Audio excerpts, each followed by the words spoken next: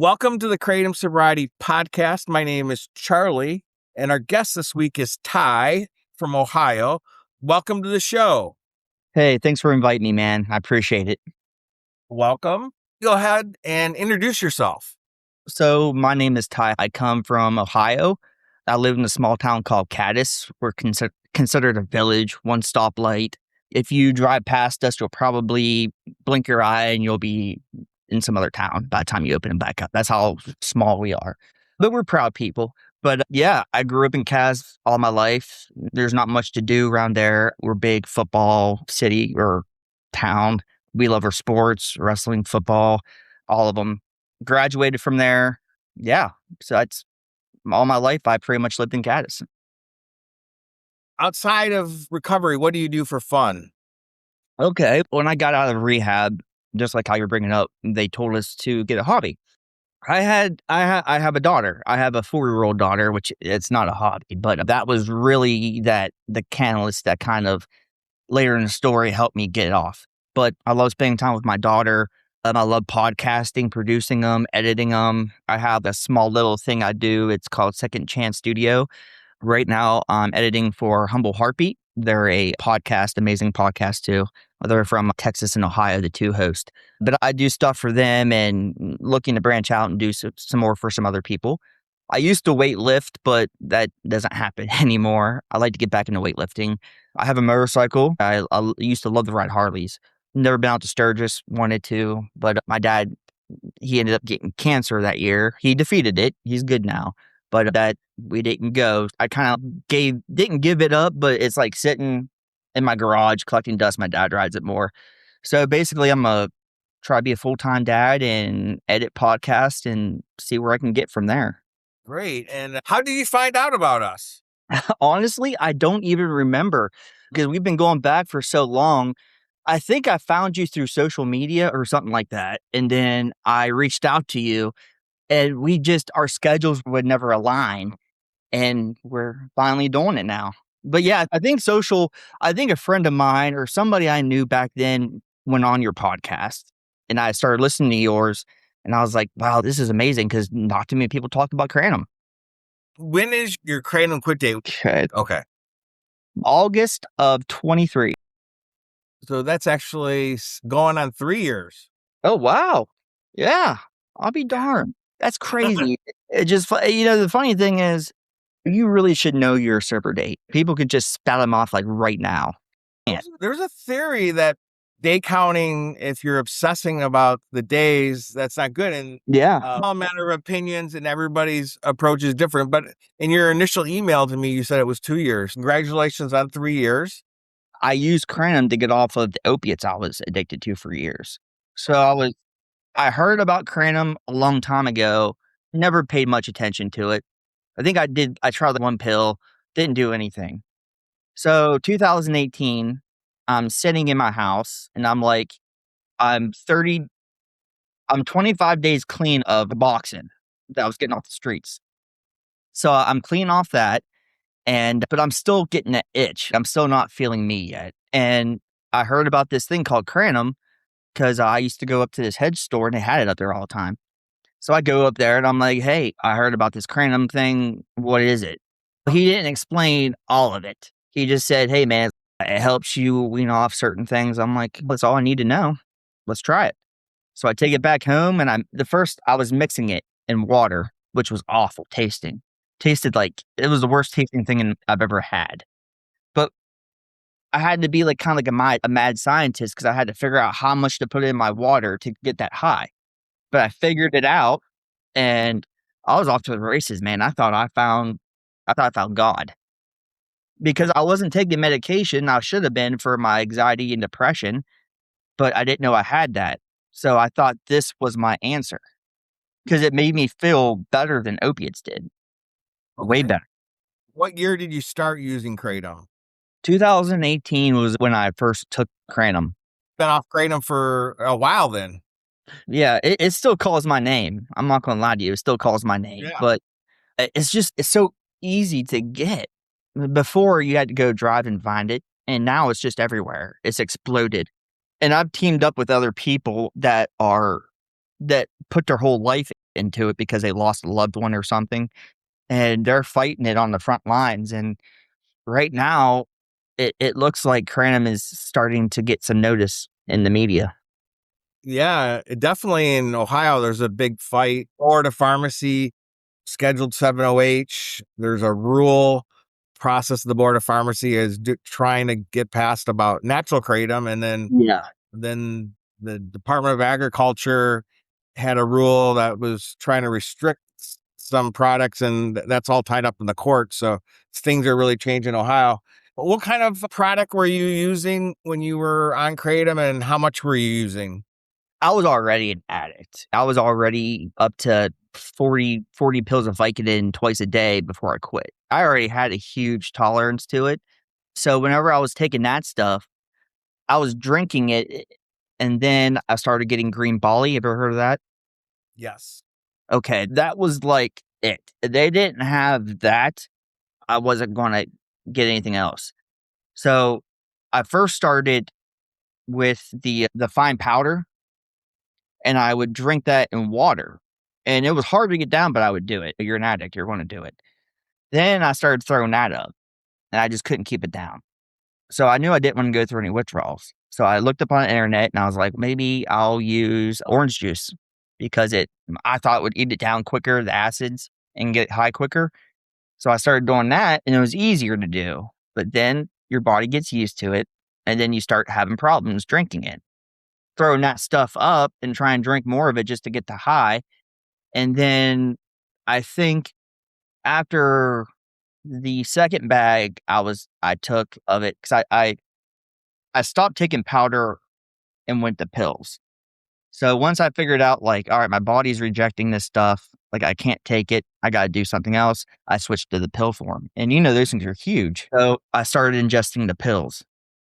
And those were hard to do because at first I was taking like 10, then I was taking 20, and then up to about 50 twice a day.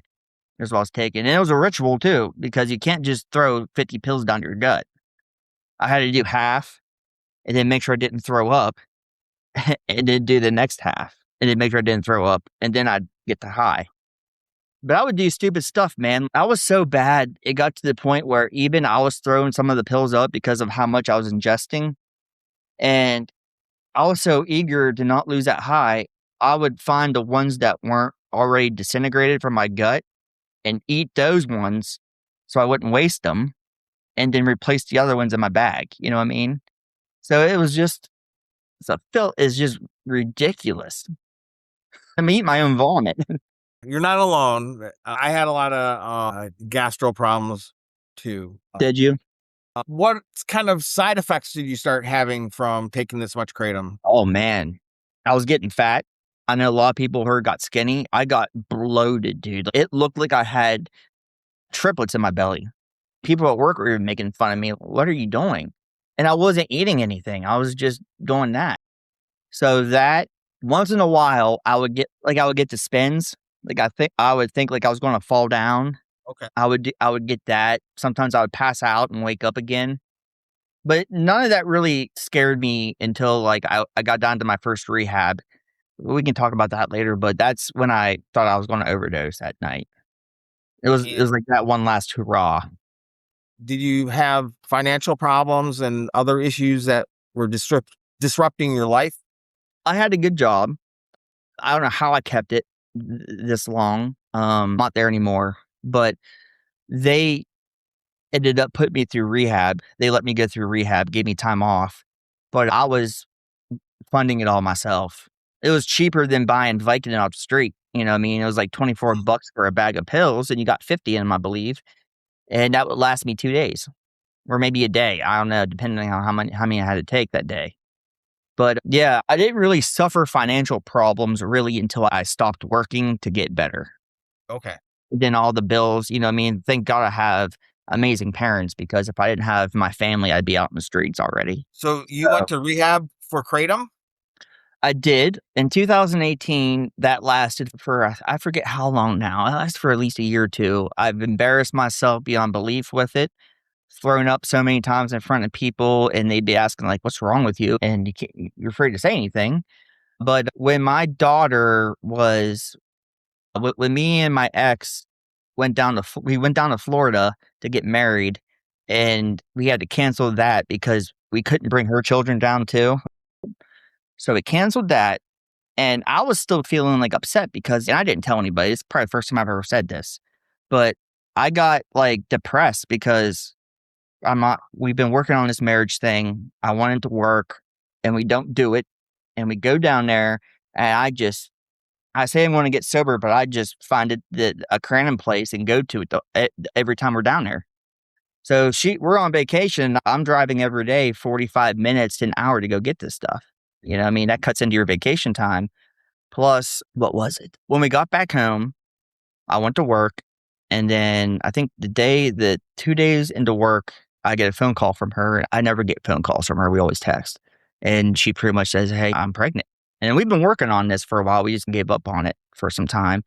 And then that was the call. That was what got my wheels turning to it's time for rehab. So I actually went to 3 of them. I went to Cornerstone down in Tennessee. It's a really nice place, really good place. I did, what was it, detox, 7-day detox, 7-day down there for detox, and then residential for 30 days. I did that, came home, I was sober for 2 weeks, and then went back. So I did that for some time, and then I told people, and then I went to, I think, a 7-day stay at a local hospital. That didn't work. So then we tried to go down to, I call up this place in Columbus. I forget what they're called now. That's horrible of me. But it was a smaller place. I did the detox, 7-day detox, and the residential for 30 days. Come back home, relapse. So at this point, I'm like, nothing's going to work. You just feel defeated. Yes, that is really demoralizing. So your Kratom use, were you like switching back between the opioids and Kratom and back and forth during this whole time? Actually, no. When I gave up the Vicodin, I gave it up. And I just stuck right to Kratom because I knew that it was legal. It doesn't come up on drug test. And who's going to know unless I tell somebody I'm on it? You know what I mean? Unless I'm acting funny or something, they might see character change. But other than that, I thought I found it. I remember I was going to work and it was like the first time on this stuff. And I was literally going to call my mom and say, "Hey, I found this stuff. I'm going to keep on using it. I don't want to take anything else." That's how much of a power it had me. And I thank God I didn't do that. But yeah, it got pretty dark, pretty bad. And did the rehabs know what Kratom was and how to treat it? No, they really didn't. And I kept on telling them because I've done so much research trying to get myself into these places. I had an idea of what to do. And I kept on telling them, like, just treat it as an opioid. Just treat it as what it is. It's an opioid. And they're like, "No, we can't do that." I'm like, oh. So they put me in for weed, opioids, and that's all they could get because at that time, people really didn't even know you could get addicted to this stuff. The crazy part is down in Cornerstone, it was like a huge campus. So I was in there with a lot of people with residential. At one time, there was 50 people up in our place. And I got to meet a lot of good dudes, and a lot of them they went to war. And when they came back home, they got on Kratom to deal with the PSD. And I'm like, how do you take that and not get addicted to it? Because I can't. That's why I'm here. And they're like, "You're here because of Kratom?" I'm like, yeah. Because I don't think back then they took it serious. I think they just thought of it as whatever. It's just another gas station drug. Why don't you tell us about the last time, what went down, and then how you eventually quit? Okay, so the last time I did Kratom was I was heading down to Cornerstone to go get admitted in, and I missed the admission day, the time to come in. And probably that was, like, I probably did that on purpose, you know what I mean, to get one more night of freedom. So I told my parents, "Hey, I got to stay down here. I'm going to go in the morning." All right. So I get a bunch of weed, I get a bunch of Kratom, take it to my hotel, and just go as hard as I could. And when that happened, I don't remember the night too much, I know I was downstairs in the lobby talking to people, but who knows what I was saying. And I was like dipping in and out of consciousness. I felt like I was going to pass out and then I'd snap out of it and wake up. And at one time, I just took a shower just to make sure I wasn't going to. Cause I knew about overdosing. I had that at the back of my mind, but I didn't want that to happen to me. So it was just I got sick. I probably was hallucinating at once. It was a bad night. And then the next day, you feel that next morning Kratom feels, you feel like crap. I admitted myself into Cornerstone. How long was the program, and did they give you helper meds or did you withdraw cold turkey? I've withdrawn cold turkey numerous of times, tried to, but they're actually really cool. You go down there, you get admitted in, you go through detox for however long you need to, or however long they say you need to, and they'll give you medication to help with the withdrawals. So they want you in a very comfortable state down there until you get released 30 days later. But we all know usually after 30 days with opiates or that, you're usually out of the woods. So they took really good care of you down there. It's just, I don't think I was ready to quit at the time, maybe, or I just had so much going on in my life that I just didn't know what to do. So I just turned to drugs all the time, stuff like that. But I do got to say this, my work put up with a lot with me, and I had nothing bad to say about them. I got let go a while back, 2 months back. But I think when they see what they saw of me before I went to rehab and when I came back, I don't know.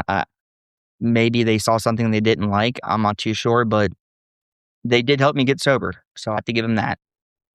So when you with cold turkey and withdrawal, what kind of symptoms did you have? Oh man, when I withdraw, I think Kratom was worse than opiates, honestly, because I've done both.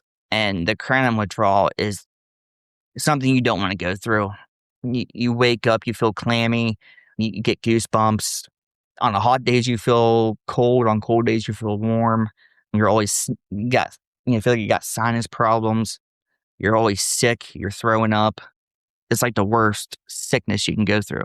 And it lasts for 30, there's no really symptom for it. You just have to get through it for 30 days or however long it takes. But I've cold turkeyed a lot of things and while working too and trying to put on a good face. And that was extremely hard. Have you found anything that's helpful to deal with the withdrawals? Not really. Grit your teeth. I haven't really found a remedy for withdrawals or anything. I am though. What helped I do gotta say this, and I don't know how people feel about it, but it doesn't matter because it got me sober. I went through the Suboxone way to get sober. So when all else failed, I didn't know what to do. I thought about just moving out, just driving. I don't know what I was doing. But the service I was with called, when I went to ORAC down in Columbus, that recovery, I had to do what is it called? When you come out of recovery and they want you to do a health plan, IOPs, yeah. They wanted me to do that. But the problem was I live in Cadiz, so there's nowhere to go for it. So they had this company called Aware. People need to remember Aware, AWARE. They're from Independence, Ohio. And they are a company that I think they still do. They come to you. So they bring the IOP to you. So you get a full, it's like you're the president with cabinet members. You get that. You get a wraparound team. Yep. That's what you get. And you get you get somebody, like a specialist to come to your house once a week to just kind of hang out with you, get you back into society, stuff like that. Amazing program. Lasts a whole year. It's all telehealth too. So it's all on your computer and you don't have to drive anywhere. And yeah, I still relapsed with them and they still kept me. They're like the buddy you always wanted for sobriety. They get you through it. But they were the ones who, towards the end of the program, told me you should probably go get some outside help. So that's when we decided to do Suboxone. But I don't want to be on it my whole life, though. I'm planning on getting off of it this year or hopefully next year. Just work with your doctor, work with the professionals, and come up with a plan and stick with it. It is probably the most controversial issue with our podcast is Suboxone, medications for opioid use disorder. we think it's the right choice for some folks, especially if you have repeated quits or if you have a history of a long-term use of other drugs. It is the appropriate choice. And I fought it. I fought it, Charlie. I didn't want to do it. And because I used to take it off the streets and get high from it. So I knew what it was. But when you go, when you've been, I know people been through 20 rehabs. You know what I mean? I'm not saying I'm the king of rehabs. I'm the king of recovery. I'm not. I just know what worked for me. And I didn't want to go back to another rehab because of money cost. And I just thought if this is it was the last ditch effort. I will say that. Last ditch effort thing I did. And when I went there, I told him, I said, I will be your fastest patient off this stuff. And I almost was until I screwed it up. I went down too quick and I felt like crap for a while. So I did what they told me to do. I went back up to where I was supposed to. And they're like, are you ready to listen to us now? I'm like, yeah, you guys guided me. I'm done thinking. I think if you work with your provider, listen to your doctor, just comply with their instructions and not fight it, it works well. I've heard that story many times of rushing to get off of it. And part of it's because we internalized the negative messages about it. And then you had a real life experience where you abused it, but it's a different context now. Best thing to do is get your mind right when you do that stuff, because if you respect that drug and you know what it can do for you, you just have to make a decision because they give you the medication. You're a grown adult. You know what I mean? They give you the medication, you choose how to take it.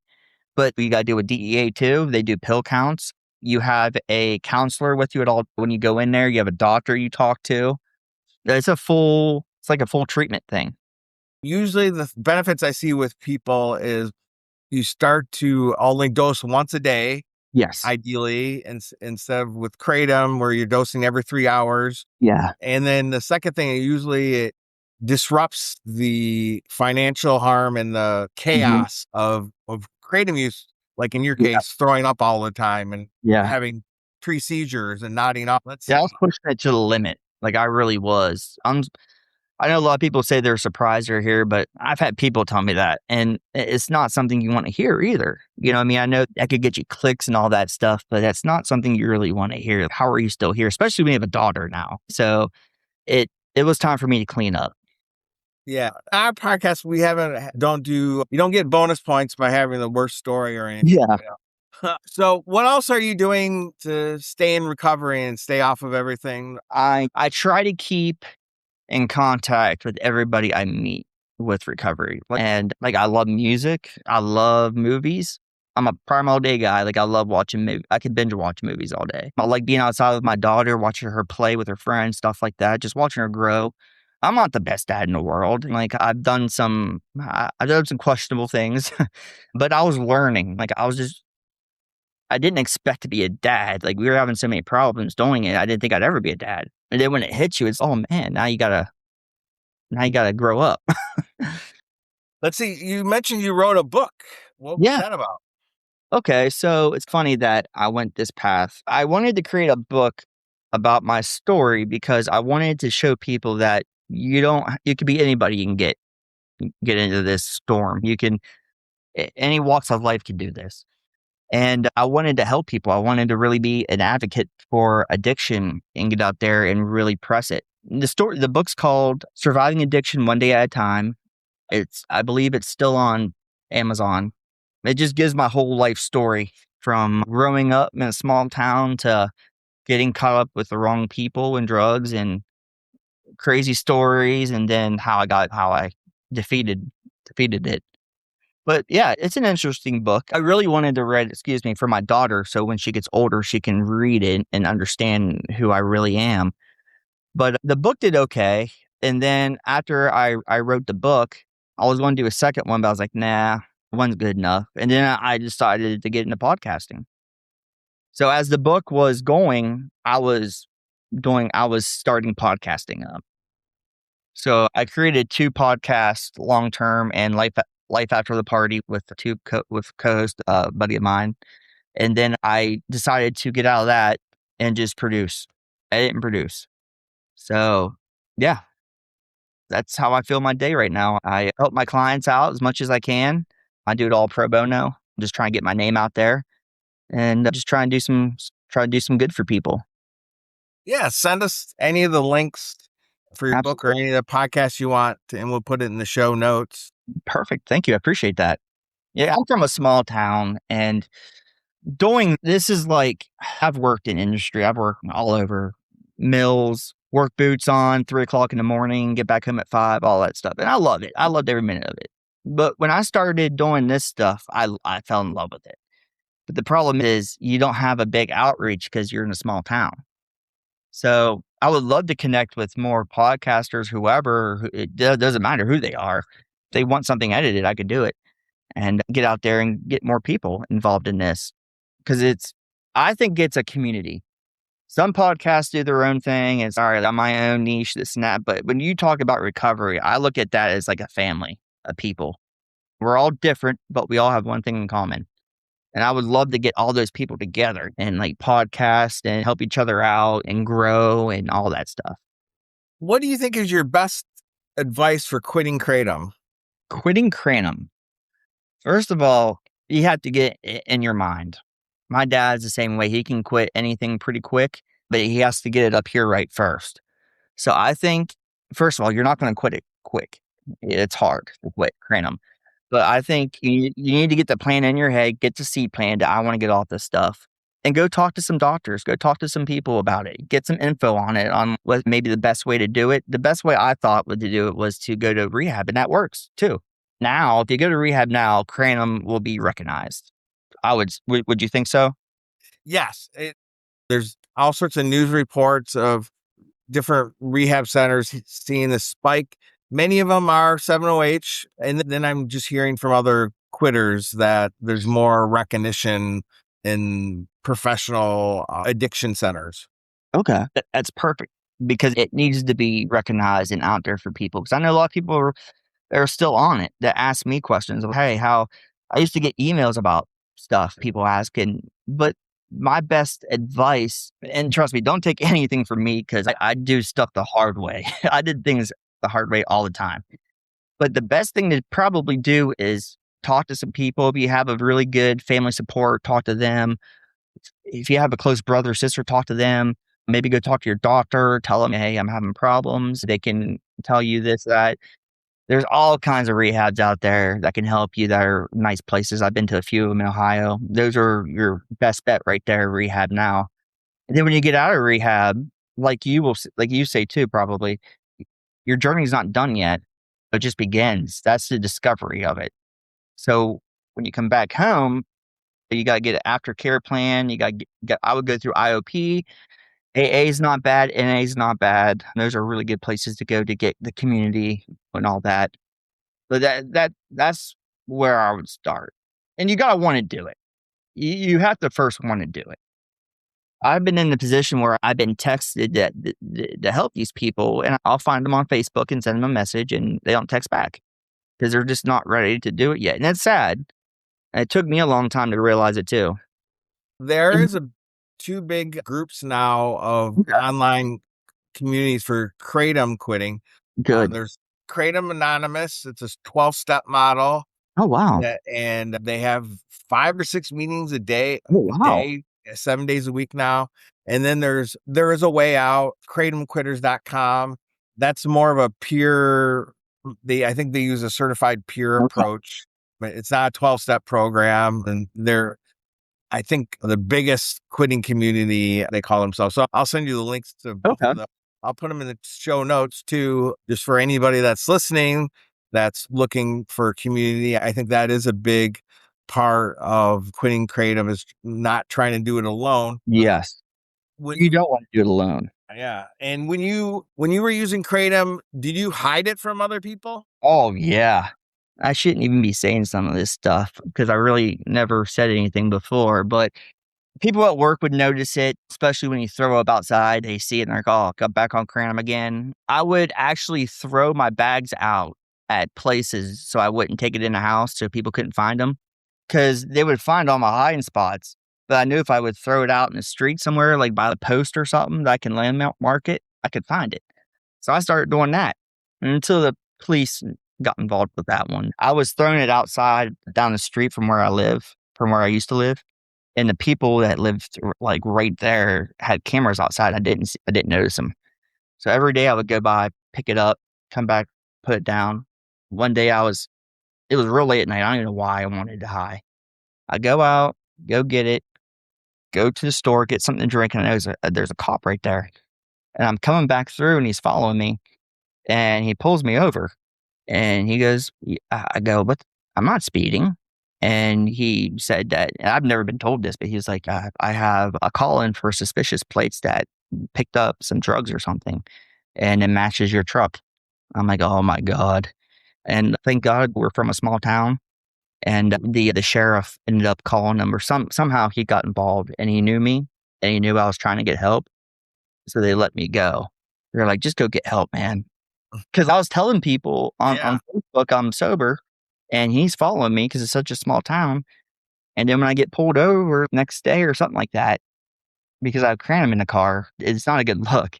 So I was like, thank God that wasn't in a newspaper or anything, but it wasn't one of my proudest moments, but that scared me a little bit. Sometimes moments like that can be helpful. I don't think I've ever told this story on the podcast. It reminds me of one of my times when I was trying to quit. I had done half the Kratom and threw half of it out near a parking lot in a city garbage can that was near a sidewalk. And I thought about it 12 hours, and I went back the next day. Oh my. The bag was still in there, and I took it out of the garbage, and I did that Kratom. So that's the crazy stuff that we do. When I put it in the garbage, I had convinced myself that I never wanted to do it again. Yeah. That was it. That was my final hurrah. I need to do it, but within 12 hours. You're digging through it again. Yeah. I've done that. I think the one thing that scared me the most when I believe I was still on Kratom. No, I was taking Percocets and all that. All right. So I used to, once in a while, I would get them dropped off at my work, and I would go out to work, go get them, take them. And this time I did the same thing, but I didn't look at the pills this time. I just took them. So I take them, and I go down to this building that my friend's in, and we're sitting there talking, and I'm starting to fade out. I'm like losing consciousness, and I don't think I'm going to go down, but if I'm going to go down, I'm not doing it in front of him. So I try to get up to go to the bathroom. I get up and I go outside, and there's a step down to where you can keep on walking off. I step down, and I completely just go down, out. Hard hat goes flying, and I'm probably 265 pounds right now. And my buddy's like maybe 100, soaking wet. And I wake up, and I'm like, I can't get up. I can't move. And he had to help me get up. And I ended up making it back up. I walk into where he's at, get a drink of water. I'm thinking I'm just going to shake it off. And I'm not. It's getting worse. I'm almost losing my motor skills. So I had to walk up to where my lunch bucket is, and then take my buddy's ride that he needs and drive out to the parking lot so I can go home. And I get in the car, and I'm driving like this. I can't pick my head up. And I get home, and I'm sick for 4 days. Like I just can't shake it. I have no idea what happened, but then you say, I'm thank God I got through this. I'm home. Everything's fine. I'm done. And then 3 days later, you're back to getting it again. Yep. That's the nature of addiction, and you have to break that cycle. What are some of the good things that are going on in your life? And do you have any plans this summer to travel or see any music? Yeah. So right now, what I'm really busy on is the Humble Heartbeat podcast. I'll give you the stuff for that. We have one season out right now. We're almost finishing up on season 2, and then we'll go to season 3. But it's all about recovery. They're 2 book authors. They own their own publishing company. Amazing women. They know have a horrible memory, but they're Keisha and Chrissy are their names.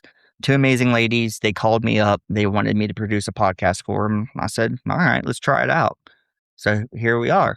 And then they inspired me to go further and do my own thing with production. So then I decided to do Second Chance Productions. and just reach out to any content creator, podcaster, movie, trailer, whatever, and see if they need any work done. And I've been doing that now, and with my daughter, hanging out with her, just watching her grow, man. It's just so cool watching her.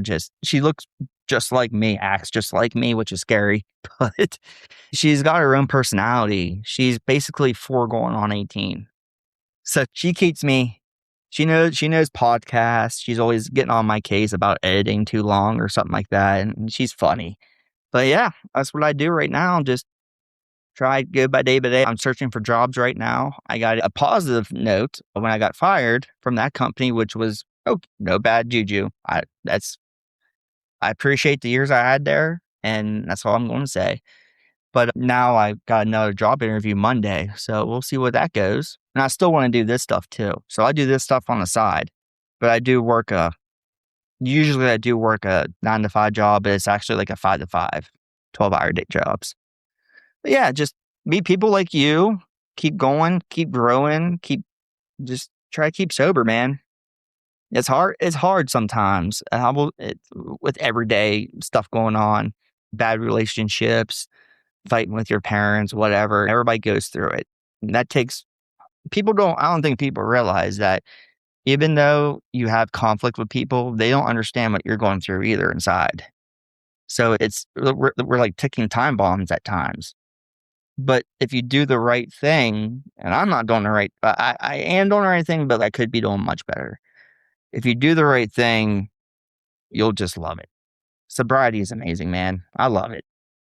That is a 12-step bit of advice I usually find helpful, is just do the next right thing. Yep. If you're stuck, and just keep doing the next right thing, and it'll work out in the end. Is there any questions that I didn't ask that you'd like to give an answer to? I think we covered everything that I wanted to cover. Yeah, if you want to follow me, my name's Ty Howell. I'm an open book. You can find me on Facebook, all social medias. One last question I've meant to ask earlier. Were you involved in the pro Kratom culture before you started to quit? Did you keep it legal and the stuff is natural and it's not addictive? Did you participate in that at all?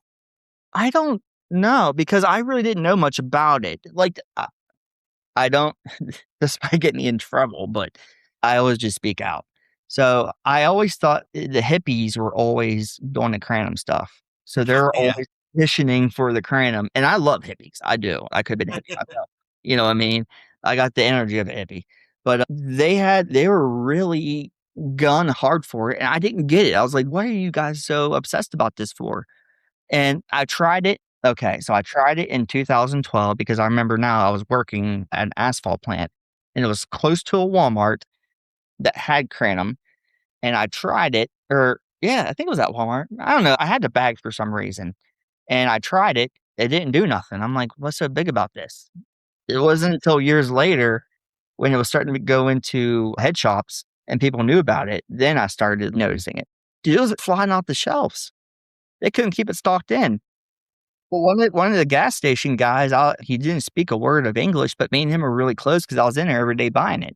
So if it wasn't out there on the shelves, he'd go into his special little door and goes through hundreds of them to find mine, because he knew I was like his best customer. At the top of my use, the 4 or 5 vape shops that I rotated between, I started to know all the clerks and stuff. Yeah, so that was Thank you. I really appreciate you being on the podcast today, and we'll stay in touch. And yeah, absolutely. Yeah, no problem, man. Thank you so much for everything. And just everybody pay attention to Humble Heartbeat Podcast. And I own Second Chance Studios. So if you need any editing, anything like that done, check me out. Second Chance Studios, Ty Howell. All right. Thank you, brother. I appreciate you.